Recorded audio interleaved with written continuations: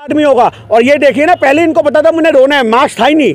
वैसे हवाई जहाज की बंद हवाई जहाज में मास्क लगा लिया बंदे ने, और कल जब रोने के लिए आए तो मास्क ही नहीं है, क्योंकि इनको पता है अभी रोऊंगा तो दाढ़ी तक आंसू लोगों को नजर आने चाहिए। तो आरएसएस तो एक ऐसी संस्था है जिसका बैन होना देश के लिए बहुत बड़ी शांति का प्रतीक होगा, क्योंकि आज हर गली में उनके संगठन के लोग रहते हैं। हर जगह दंगे भड़काने के लिए इनको सबसे पहले इस्तेमाल किया जाता है। हम किसी भी आरएसएस के बंदे को अगर उठा लेंगे तो उनकी सोच में सिर्फ मुस्लिम विरोधी सोच होती है।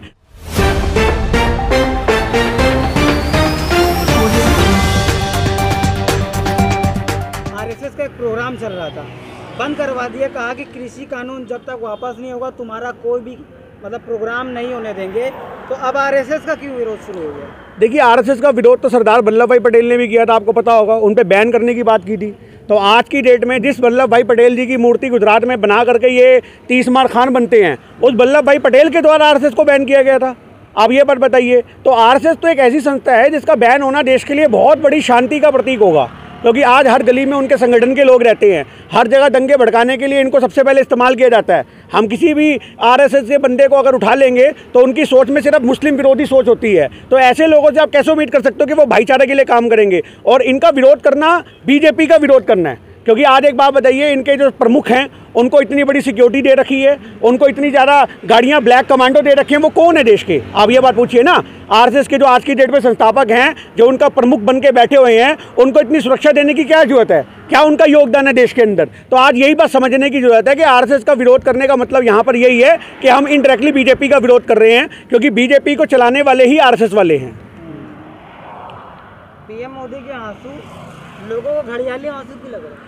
यार देखिए, आज छोटी सी बात समझिए, चील कौवे नोच नोच के खा गए, लाशों में गंगा के। ये गंगा का लाल एक बार वहाँ नहीं गया। कूड़ा करकट उठाने के लिए, फोटो सेशन कराने के लिए कैमरा लेकर के ये हर जगह पहुंच जाते हैं। हवाई जहाज से झांक रहे हैं टोकते को कि देखो इस तूफान में कितनी हाहाकार मची है, और हाथ में जीपीएस पकड़ा हुआ, हाथ में मैप पकड़ा हुआ, फिर भी नीचे झांक रहे हैं। ऐसा आदमी आपको कहीं मिलेगा? ऐसा प्राणी? हाथ में मैप लेने के बाद ये हर गली को ढूंढ रहे हैं, गुजरात की कौन सी गली में कहाँ पे लाशें पड़ी होंगी, कहाँ पे लोग डूब रहे होंगे। तो आप एक छोटी सी बात समझ के देखिए कि ये सब चीज़ें जो होती हैं प्रोजेक्टेड होती हैं। मोदी जी के सारे कर्म जो होते हैं वो प्रोजेक्टेड होते हैं, पहले से प्री प्लान्ड होते हैं। और इनके आंसू घड़ियाली क्यों नहीं लगेंगे? जब देश में महामारी अपनी चरम सीमा पर थी, इनको बंगाली इलेक्शन की पड़ी थी, तब इनको लोगों का दर्द याद नहीं आया, जब इनको तकलीफ याद नहीं आई। आज इतने सारे लोग बिना ऑक्सीजन के मर गए, इतने सारे लोगों को दवाइयां मुहैया नहीं करा पाए, अस्पताल में बेड नहीं मिले, घर में पलंग पे दम तोड़ दिए, तब इनके आंसू निकल करके नहीं आए। तो ऐसा कौन सा आदमी होगा? और ये देखिए ना, पहले इनको पता था मुझे रोना है, मास्क था ही नहीं। वैसे हवाई जहाज की बंद हवाई जहाज में मास्क लगा लिया बंदे ने, और कल जब रोने के लिए आए तो मास्क ही नहीं है, क्योंकि इनको पता है अभी रोऊंगा तो दाढ़ी तक आंसू लोगों को नजर आने चाहिए। तो ऐसे आदमी से आप क्या उम्मीद कर सकते हो कि वो देश का भला करेगा? ये आंसू घड़ियाली हैं, और ये बिल्कुल जो है उसकी हिटलर की कॉपी है। हिटलर भी समय समय पे यही करता था, जब उसको लगता था कि पब्लिक मेरे से विरोध में जा रही है तो रोना धोना कर देना। एक बात बताओ, देश का एक इतना बड़ा प्रमुख आदमी, प्रधानमंत्री जब रोता है तो क्या देश कमजोर नहीं दिखता? आज देश को कमजोर दिखाने में तो मोदी जी कोई कसर नहीं छोड़ते।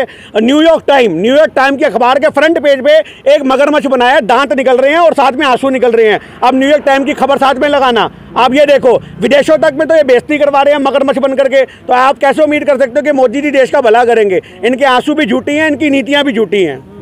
अच्छा, मोदी जी रोते हुए कह रहे हैं कि हमारे लोग मर रहे हैं। हाँ, उसमें हमारे लोग कौन है? देशवासी है कि नहीं, आजकल इनके कुछ बंदे ऐसे थे, कुछ नेता ऐसे थे जो इनको बहुत सपोर्ट करते थे।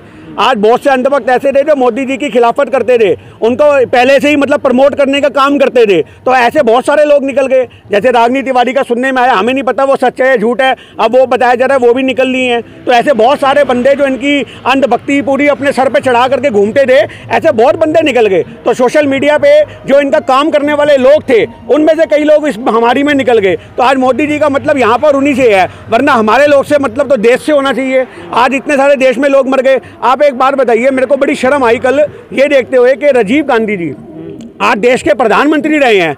आप एक बात बताइए, उनको श्रद्धांजलि किसी भी बीजेपी वाले ने और आम आदमी पार्टी वाले ने या किसी अन्य दल के नेता ने, बड़े नेता ने या उनके कार्यकर्ताओं ने नहीं दी? फेसबुक पे श्रद्धांजलि नहीं दी गई। आज एक बात बताइए, क्या यही नैतिकता होती है? क्या यही संस्कृति होती है? क्या कोई प्रधानमंत्री किसी पार्टी का होता है? मतलब राजीव गांधी जी अगर कांग्रेस के थे तो क्या ये उनको सम्मान नहीं देंगे? एक भारत रत्न पाने वाले प्रधानमंत्री को सम्मान देने में इतनी बड़ी कमी, इतनी बड़ी चूक, उस पर कोई सवाल नहीं करता। आप ये बात बताइए। तो ऐसे लोगों से आप उम्मीद कर सकते हो जो हमारे देश के एक जो प्रधानमंत्री रहे हैं, जिन्होंने श्रद्धांजलि दी है, जिन्होंने देश को अपने प्राण त्याग दिए, अपना लहू पूरा मिट्टी में मिला दिया लोगों के लिए, जिनके चिचड़े तक उड़ गए, ये उनको सम्मान नहीं दे सकते। आप ऐसे लोगों से क्या उम्मीद करोगे ये किसी के लिए श्रद्धांजलि देंगे, सम्मान देंगे? अपने लोगों का मतलब इनका उन्हीं से है जो सिर्फ और सिर्फ इनके कार्यक्रमों को आगे बढ़ाने वाले होते हैं, बस।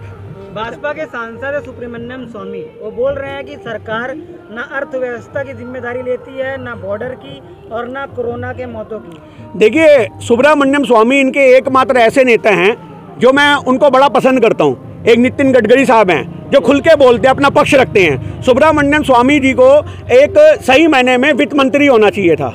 जब अरुण जेटली को बनाया गया था, उस बंदे के अंदर फाइनेंस की बहुत समझ है, शायद उसको वित्त मंत्री बनाया गया होता। आज निर्मला सीतारमण को बना रखा है, अगर उनको बनाते तो शायद वो अर्थव्यवस्था को बहुत अच्छे से चला सकते थे। इनके कार्यकाल में रघुराम रंजन जी जो हैं उन्होंने अपना इस्तीफा दे दिया था। आप ये बात बताइए, क्योंकि इनको पता है कि अर्थव्यवस्था डबोनी कैसे है, चलानी कैसे, ये लोग नहीं जानते। आज बांग्लादेश से हमारा रुपया नीचे जा चुका है, आज इतने छोटे छोटे देश हमसे ऊपर उठ चुके हैं, तो काहेगा विश्व गुरु हम लोग बन के बैठे हैं। तो आज की डेट में सुब्रमण्यम स्वामी जो बोलते हैं, अगर ये उनकी 2% बात भी अप्लाई कर लें तो शायद अर्थव्यवस्था ट्रैक पे आ जाए। वरना अर्थव्यवस्था को तो मोदी जी ने गड्ढा खोद करके, जैसे ट्यूबवेल खोदते हैं उसके नीचे कितना गहरा होता है ना, ऐसी अर्थव्यवस्था बहुत नीचे जा चुकी है। अच्छा, एक बात है, लोग कह रहे हैं हमें पढ़ा लिखा प्रधानमंत्री चाहिए, रोता हुआ नहीं चाहिए। देखते हैं। देखिए, ये लोगों के ऊपर मत जाओ आप, ये तो कुछ मुट्ठी भर लोग हैं जो ऐसी बात रखते हैं, वरना पूरा हिंदुस्तान भी आज भी मोदी जी के आंसुओं में समर्थन करने वाला है। मैं आपको एक छोटी सी बात बता दूं, हमारे देश के अंदर यही तो कमी है। आज कहते थे हमारे जो बुजुर्ग रहे हैं, बड़े रहे हैं, वो हमेशा कहते थे बेटा औरतों के आंसुओं पे नहीं जाना चाहिए, वो बड़े घड़ियाली होते हैं। औरत 100 कर्म कर लेगी, उसके बाद अगर आंसू बहा देगी तो आदमी माफ़ कर देता है। ऐसी औरतों के आंसुओं पे नहीं जाना चाहिए, ऐसी मोदी जी के आंसुओं पे नहीं जाना चाहिए। इनके आंसुओं की कोई कीमत नहीं है। इनके आंसू जो बिल्कुल बहते हुए पानी की तरह हैं, समझ रहे हो बात, उनका मोल सिर्फ अंधभक्त जानते हैं, पढ़ा लिखा समझदार आदमी नहीं जानता। और पढ़े लिखे लोग हमारे देश में कभी भी राज नहीं कर सकते। आज भी लोग हमारे देश में, आप सोशल मीडिया पे सुनने वालों को सुन लो, आज हम ही क्यों ना हो। मैं कहता हूँ, अगर मेरे को लोग बोलते हैं कि भाई इसको तो नेता होना चाहिए, तो मेरी बाकी काम भी तो देखो। खाली बोलने की कला से मुझे नेता बना देते हो आप लोग। आज बहुत सारे सोशल मीडिया पे प्रवक्ता बने घूमते हैं, उनको लोग कहते हैं भाई मैं बड़े गढ़ से। अबे बोलने की कला से आप नेता ताक लोगे? जमीन पे कितना काम करता है आदमी, उसको नेता बनना चाहिए ना। आज मोदी जी की बोलने की कला पे लोग कायल हो जाते हैं, उस पर कायल होकर बोलते हैं भैया नेता हो तो ऐसा हो। अगर ऐसे मोदी जी बोलने वाले नेता हैं तो हिंदुस्तान की आप झुग्गियों में चले जाओ, काली बस्तियों में चले जाओ, आपको वहाँ पे औरतें भी चपड़ चपड़ करती नजर आ जाएंगी, आदमी भी कपड़े फाड़ के लड़ने वाले दिख जाएंगे। तो ऐसे तो उनको बिठा के प्रधानमंत्री बना देना चाहिए। बोलने की कला थोड़ी ना होती है। आज राहुल गांधी जी हैं, मैं उनका पूरा समर्थन करता हूँ। आज मैं कहता हूं उस बंदे को प्रधानमंत्री बनना चाहिए बिल्कुल अपने कार्यकाल में। क्यों? वो बंदा सोच समझ के बात करता है, कोई भी अपनी नीति अपनी जबान से नहीं बोलता। बड़े बड़े अर्थशास्त्रियों के साथ बैठ करके मीटिंग करता है, तब अपने व्यक्तव्य रखता है। ऐसा नहीं कि जो मन में आया वो बोल दिया। ठीक है, उस बंदे में बोलने की कला नहीं होगी, मैं मानता हूं उस बंदे में बोलने की कला नहीं होगी। वो बातों से लोगों को लुभा नहीं पाते होंगे, वो अपने प्रभाव बातों का नहीं छोड़ पाते होंगे, पर उनकी नीतियां प्रभाव छोड़ती हैं। देश चलाने के लिए प्रवक्तागिरी की जरूरत नहीं पड़ती, देश चलाने के लिए नीतियों की जरूरत पड़ती है। जो कि मोदी सरकार की नीतियां बिल्कुल ऐसी होती है ना, देश की बर्बादी की कगार पे खड़ी होती है। हर जगह बैंक बेच देना, हर समय बैंकों से हड़प लेना, ऐसे आदमी से आप क्या उम्मीद करोगे?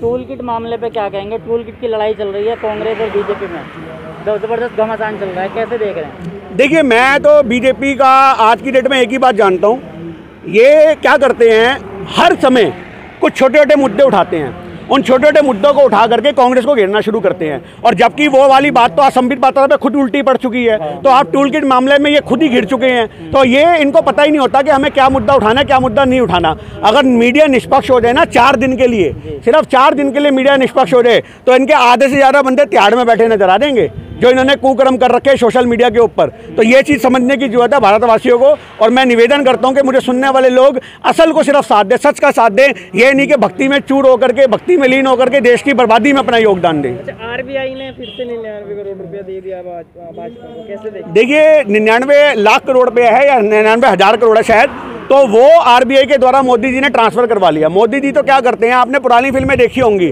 कि जो चीज़ पसंद आ जाती थी भूमि पे, ज़मीन पे, जिनको गुंडों को होटल बनाना होता था, कनपट्टी पे बंदूक रखते थे, ला ये ज़मीन मेरे नाम लिख, नहीं तो गोली खा। आज मोदी जी का भी जो ऐसा पहरा है पूरा का पूरा आरबीआई के ऊपर, तो आज ये वाली बात है कि इनसे जब मन चाहता है आरबीआई का फंड निकाल के यूज़ करना शुरू कर देते हैं। आज इनके जो आंसू हैं, उन आंसुओं का मकसद यही है। आरबीआई का जो इन्होंने फंड लिया है, आज वो फंड क्या करेंगे? 2022 में यूपी इलेक्शन है, उन्होंने तैयारी कर ली यूपी इलेक्शन की। उनको पता था कि भैया हमें यूपी इलेक्शन के लिए पैसा तो चाहिए, अब वो कहाँ से आएगा। आज देश में सोचने की बात है, इतना पैसा जाता कहीं, लोग अपने बराबर टैक्स दे रहे हैं, महंगाई आप देख रहे हो आसमान छू चुकी है, सरसों का तेल 200 रुपये लीटर हो गया है। आज जिस साल में इतनी महंगाई बढ़ गई है उसके बावजूद इनका पेट नहीं भरता, ये आरबीआई को नोचने में लूटने में विश्वास रखते हैं। ऐसे लोगों से आप क्या उम्मीद करोगे कि वो देश के भले के लिए कोई काम करेंगे। आरबीआई पूरा बर्बाद हो चुका है। पहले भी मोदी साहब ने 1,76,000 करोड़ रुपये आरबीआई से लिया था 2018-2019 के अंदर। तो आप ये बात बता यहाँ से लगा लीजिए दादा कि मोदी सरकार का एक ही प्रावधान है कि जब हमारे पास कुछ बेचने को ना बचा हो, जब हमें कुछ समझ में ना आ रहा हो, तो आरबीआई का गला दबाओ और आरबीआई से वसूल लो। अच्छा, एक और सवाल, जहाँ पे कंगना रनावत कहती है कि 1 हफ्ते के अंदर सब ठीक कर दिया, कोरोना केस फिर से कम हो गए, और सब आलोचना करने में लगे हैं, छवि भी गाड़ने में लगे हैं, विपक्ष फायदा उठा रही है इस चीज़ का। देखिए, विपक्ष को तो फायदा उठाना आता ही नहीं है। मैं एक छोटी बात बताऊं, आज मैं विपक्ष का सपोर्ट करता हूं, पर हमारे देश में विपक्ष जो है वो बिल्कुल विफल है। आज अगर विपक्ष कामयाब होता, विपक्ष मजबूत होता, तो आज मोदी जी इतने ज़्यादा जो प्रमुख लोगों में अंधभक्तों में घूम पा रहे हैं वो ना घूम पाते। ना तो विपक्ष को सोशल मीडिया पे काम करना आता है, ना विपक्ष को ग्राउंड पे काम करना आता है, ना नेशनल मीडिया पे उनकी पकड़ है। तो आज कुल मिलाकर के विपक्ष के जीरो होने की वजह से मोदी जी हीरो हैं हमारे देश के अंदर। और जो कंगना रनावत कह रही है छवि की, ये छवि तो देखो खुद ही गिराई थी इन्होंने देश की, और ये खुद ही अपनी छवि गिराते, खुद ही अपनी छवि बनाते हैं। अभी आपको पता होगा ब्लैक फंगस आ गया, जो एक नई महामारी आ गई है, उसको भी महामारी घोषित कर दिया गया है। अब उसकी दवाइयाँ मार्केट में आउट ऑफ स्टॉक होगी। अभी मैं कह रहा हूँ आप कुछ मत करो, आज देश के अंदर पूरे हिंदुस्तान में अगर 10 तो उल्टियाँ लग जाए ना, लोगों को डायरिया की प्रॉब्लम हो जाए, उसकी भी दवाइयों का आउट ऑफ स्टॉक हो जाएगा। क्योंकि हमारे देश में काला बाजारी जो करनी होती है, जो बीमारी पता लग जाए ये हाईलाइट हो रही है, पहले फटाफट वो सामान निकाल करके कर लो। फ्रूट वालों ने काला बाजारी करनी शुरू कर दी, एक 20 रुपये का कीवी 80 रुपये का। आप ये बात बताइए, 100 रुपये किलो के धक्के खाने वाले सेब बढ़िया बढ़िया वो 250-250 रुपये किलो। ये क्या है? फ्रूट वाले हों, दवाइयाँ वाले हों, हर आदमी अपने स्तर पे काला बाजारी कर रहा है। तो जिस देश में काला बाजारी को इतना प्रावधान दिया जाता हो, बढ़ावा दिया जाता हो, उस देश में आप सरकारों से खाली सवाल मत करो। आज सवाल तो आप आम आदमी से भी करो जो इसमें डील करने वाले हैं, क्योंकि उनके मुंह पे भी खून लगा हुआ है। आज दवाइयाँ बेचने वाले जो हैं ये काला बाजारी इतनी ज़्यादा कर रहे हैं, केमिस्ट वाले हो जाएं या जो पीछे इनके जो डिस्ट्रीब्यूटर होते हैं वो हो जाएं, फ्रूट वाले हो जाएं, हर आदमी अपने स्तर पे काला बाजारी कर रहा है। तो हम सरकारों से क्या उम्मीद करें? सरकार, संबित पात्रा ने साफ कहा सबसे ज्यादा काला बाजारी तो कांग्रेस ही कर रही है। देखिए, कांग्रेस ने काला बाजारी अगर की होती तो कांग्रेस की काला बाजारी से देश को फायदा ही हुआ।